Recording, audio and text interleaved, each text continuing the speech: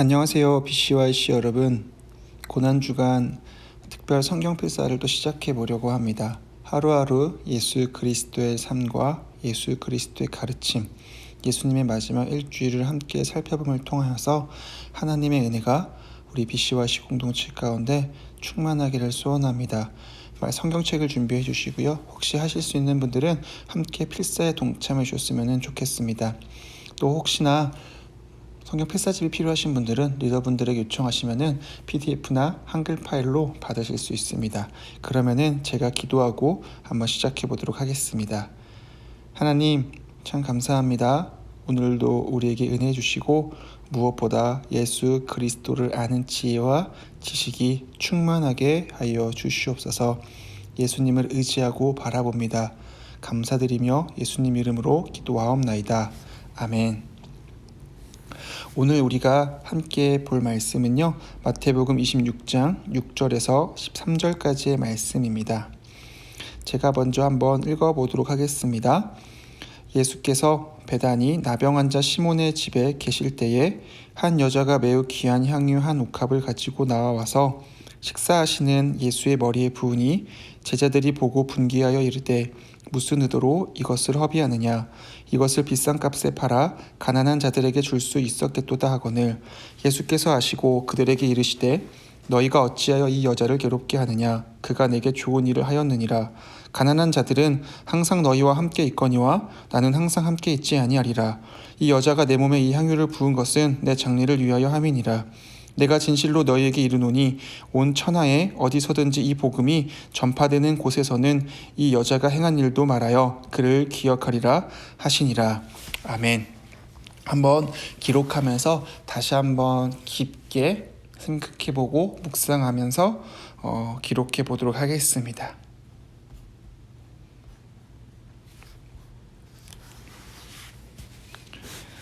예수께서 베다니 나병 환자 시몬의 집에 계실 때에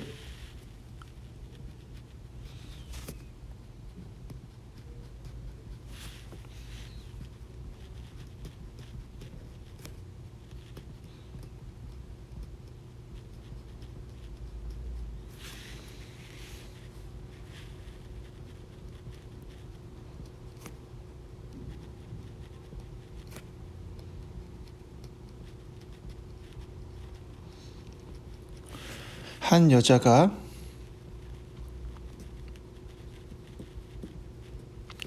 매우 귀한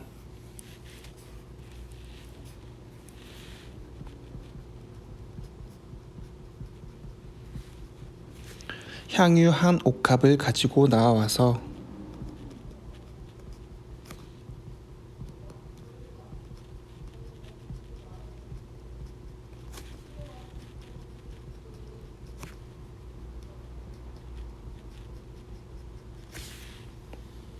식사하시는 예수의 머리에 부으니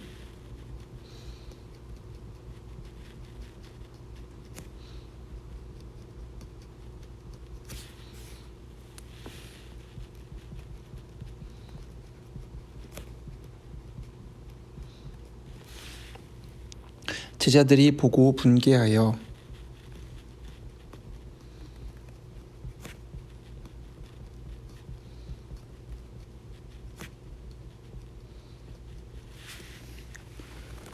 이르되 무슨 의도로 이것을 허비하느냐,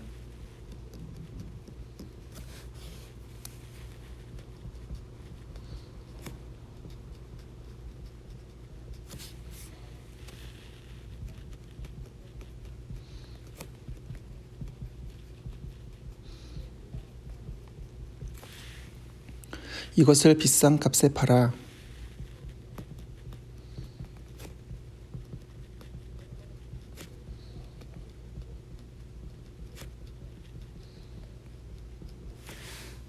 가난한 자들에게 줄 수 있었겠도다 하거늘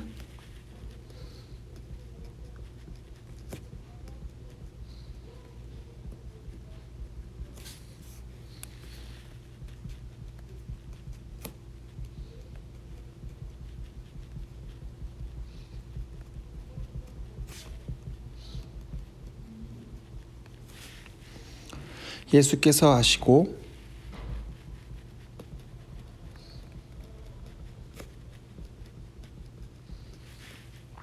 그들에게 이르시되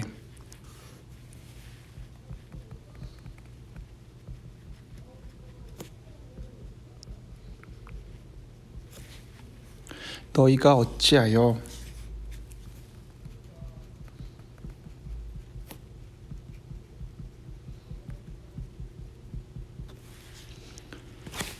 이 여자를 괴롭게 하느냐?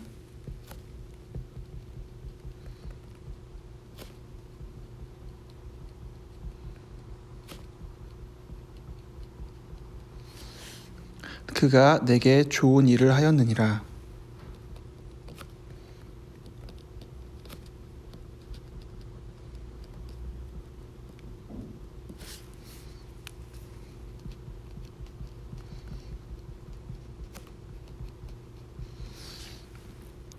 가난한 자들은 항상 너희와 함께 있거니와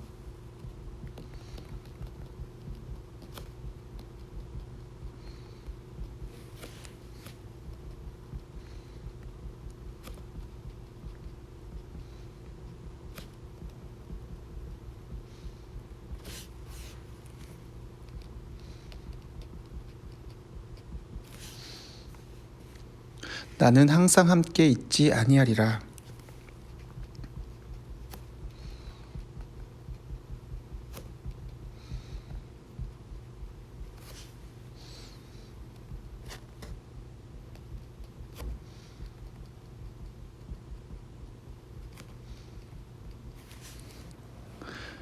이 여자가 내 몸에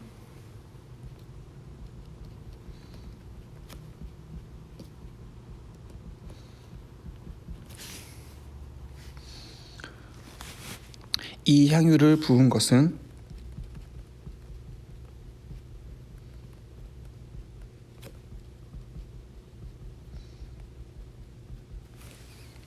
내 장례를 위하여 함이니라.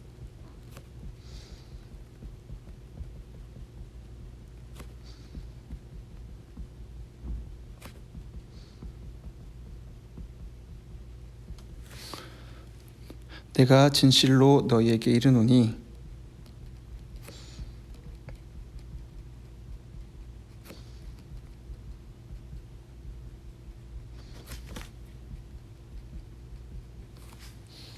온 천하에 어디서든지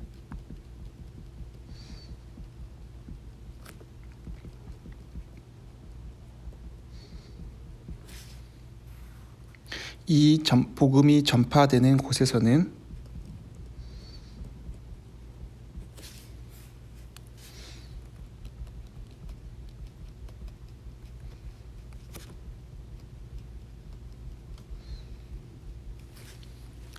이 여자가 행한 일도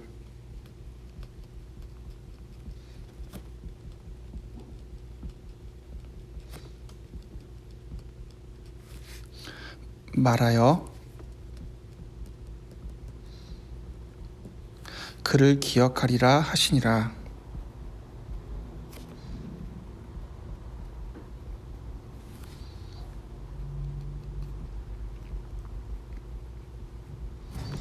아멘.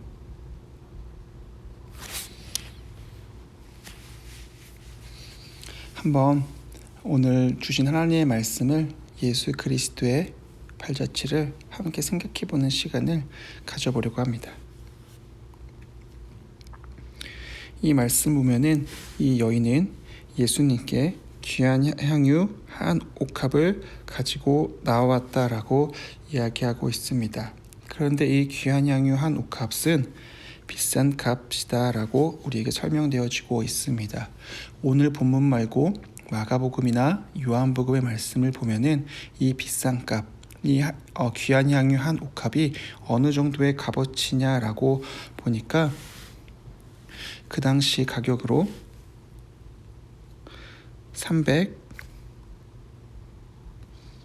데나리온이었다라고 이야기하고 있습니다.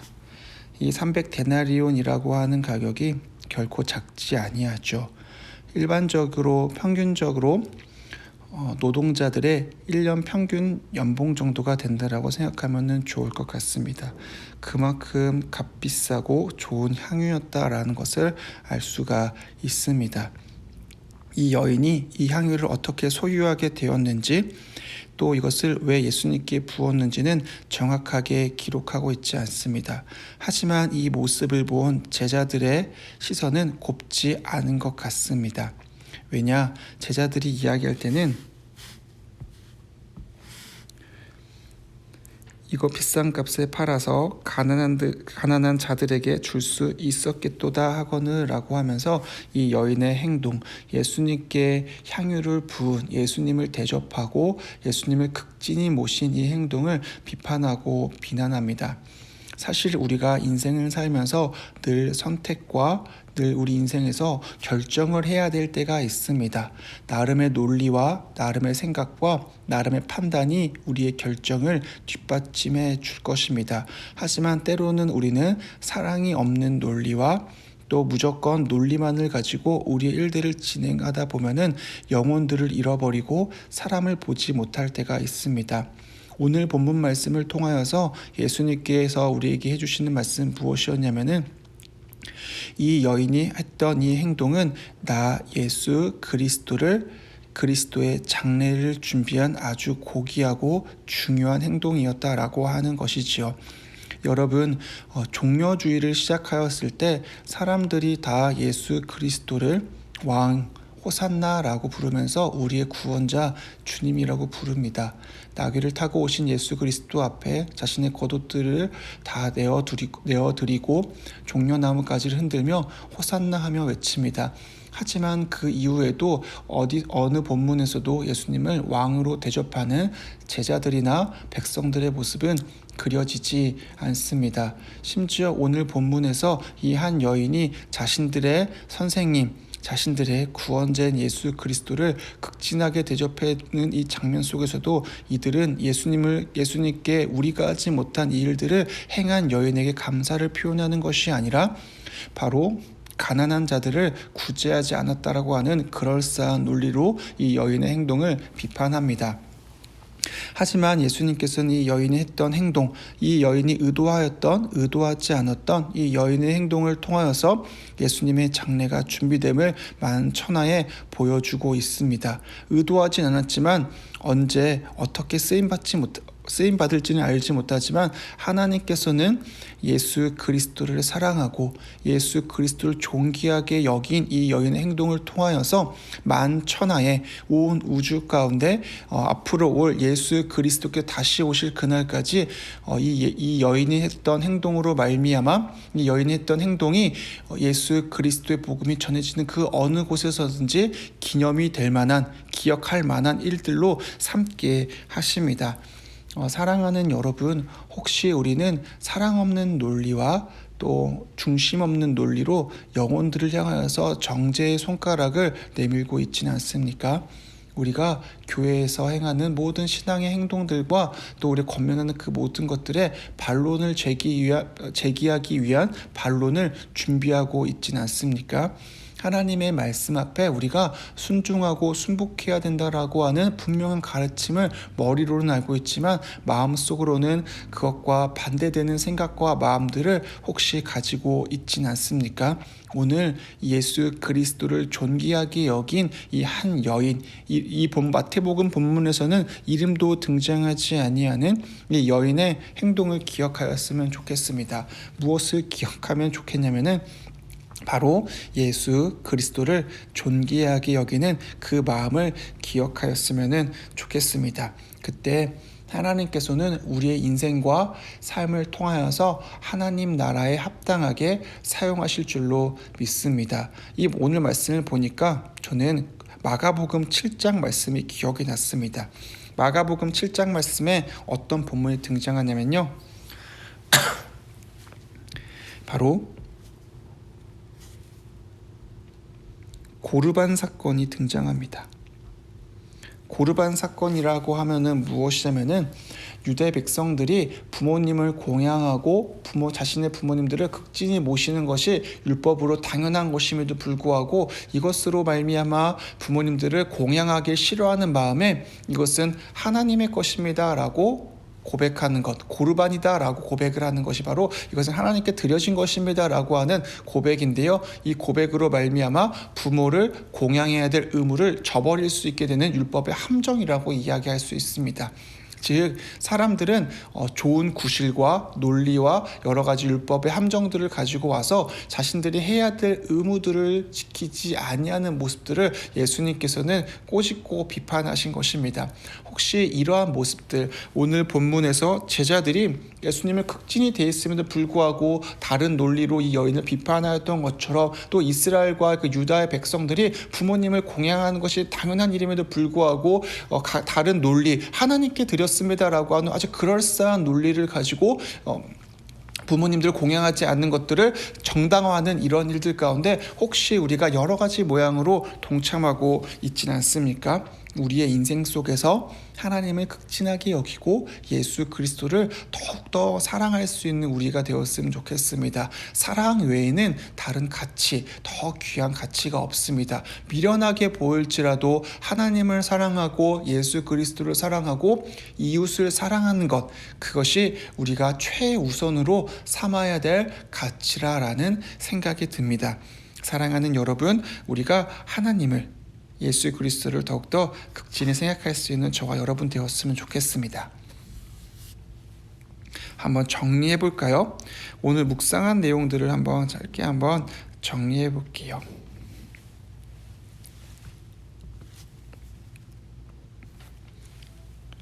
저는 오늘 본문을 묵상하면서 제 안에 거짓되고 교만한 마음이 없는지 생각하게 됩니다.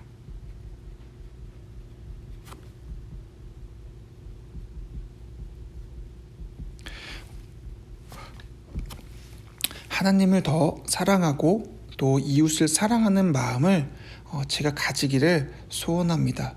그냥 여러 가지 논리와 이유들을 가지고 제 삶을 핑계하는 것이 아니라 하나님을 사랑함에 있어서는 논리도 아니고 이웃을 사랑함에 있어서는 재는 것도 아니고 저를 들여서 하나님을 사랑하고 이웃을 사랑할 수 있는 제가 되었으면 좋겠습니다. 두 번째는 언제 어떻게 쓰임 받을지 모르니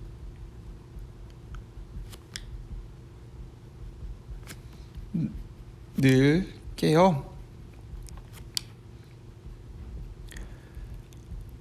하나님의 뜻을 분별할 수 있도록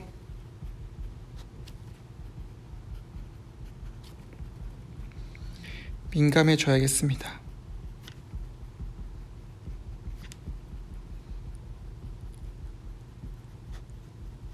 사실은 알면서도 그렇게 살지 못할 때가 너무나 많이 있는데요. 항상 늘 하나님 앞에서 하나님 뜻이 무엇인가요를 구하고 나의 생각과 나의 논리보다 하나님의 생각과 하나님의 뜻을 더 앞세울 수 있는 그런 삶을 살아야 될 것 같다라고 하는 적용을 합니다. 이제 마지막으로 기도 제목을 같이 나누고 맞춰보려고 합니다. 첫 번째 기도 제목은요, 여러분 우리 함께 기도하실 때에 하나님, 제 안에 교만과 미움과 사랑 없음을 용서하여 주시고 하나님의 뜻대로 살아가게 하여 주시옵소서라고 기도하겠습니다. 두 번째로 기도하실 때에는 우리 BCYC 공동체를 위해서 기도합시다. 하나님, 우리 BCYC 공동체가 하나님께서 주시는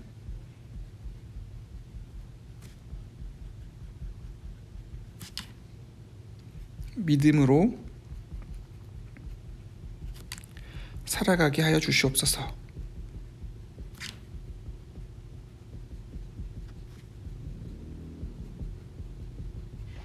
우리 오늘은 이 두 가지 기도 제목 가지고요 함께 기도하겠습니다. 제가 기도하고 우리 함께 또 기도하는 시간을 가졌으면 좋겠습니다. 기도하겠습니다. 하나님, 참 감사합니다. 이 고난 주간을 보내며 우리 자신을 돌아봅니다. 믿음 없이 또 사랑 없이 살아가는 인생이 아니라 하나님을 사랑하고 이웃을 사랑하는 인생으로 거듭나게 하여 주시옵소서. 예수 그리스도를 생각할 때마다 예수 그리스도가 중심된 삶을 살게 하여 주시고 예수 그리스도만 바라보게 하여 주시옵소서. 오늘도 우리와 함께 하여 주시니 감사합니다. 예수 그리스도의 뒤를 쫓는 믿음의 인생 되게 하여 주시옵소서. 감사하며 예수님 이름으로 기도하옵나이다. 아멘.